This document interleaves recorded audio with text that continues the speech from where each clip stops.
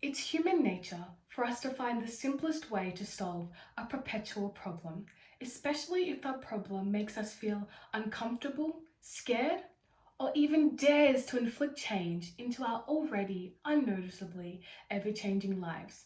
It's a band-aid fix, a superficial, temporary solution that does not highlight a resolution for the root problem.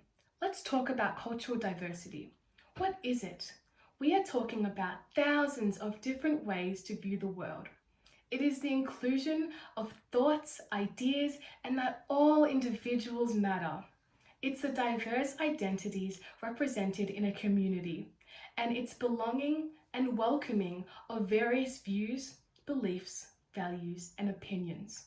It's being able to say that my beliefs may not be your beliefs, but your beliefs should still be valued as equally as mine should.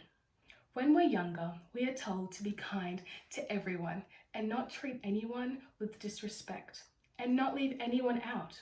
As we get older, we see bullying start to arise in schools and discrimination in workplaces, which results in toxic communities that start to form from one rule that was only meant to be a temporary solution to a root problem that was never adequately addressed. What would life look like if cultural diversity was not a barrier for social unity? The latest census in 2016 by the Australian Bureau shows the innumerable cultures that surround us, and that's our reality.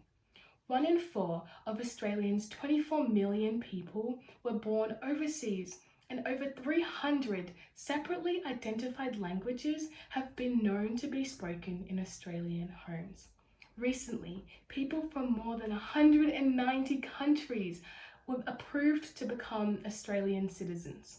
To break that down, we have cultures from Tanzania to Bangladesh, from Italy to Uganda to Poland to our very own Aboriginals and Torres Strait Islanders.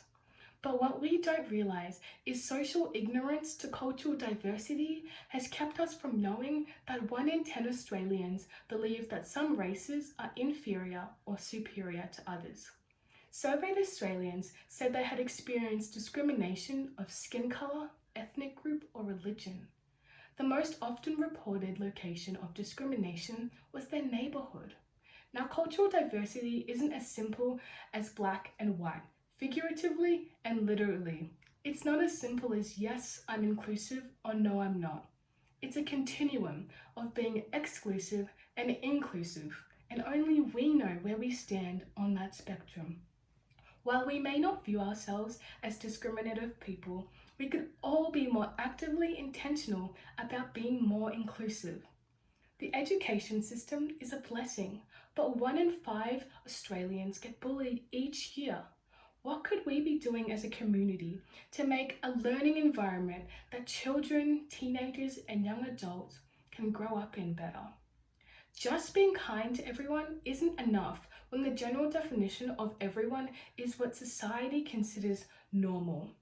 If we are taught from a young age and grow up with this knowledge that cultural diversity is something to be celebrated, we can change the lives of the next generation. It shouldn't be necessary that we have to set aside 1 or 2 days to specifically celebrate different cultures in a school year. It shouldn't be seen as habit, but human nature, that we constantly celebrate each other. Being able to learn in an environment where we are not afraid to voice our opinions, thoughts, and ideas is an absolute necessity that we all should be fighting for. Cultural differences can be associated with numerous factors.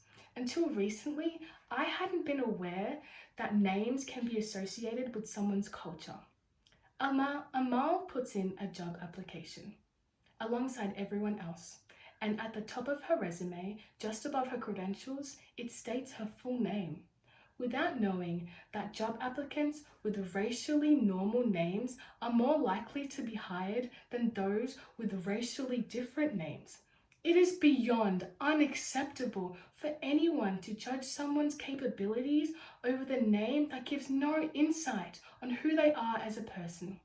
If our morality was judged by our names, what would people think of us? As communities of beautifully diverse cultures, we should start to break social standards that prevent us from talking about each other's differences. Malala said, "When the whole world is silent, even one voice becomes powerful." What would the world look like if cultural diversity was not a barrier for social unity? Thank you.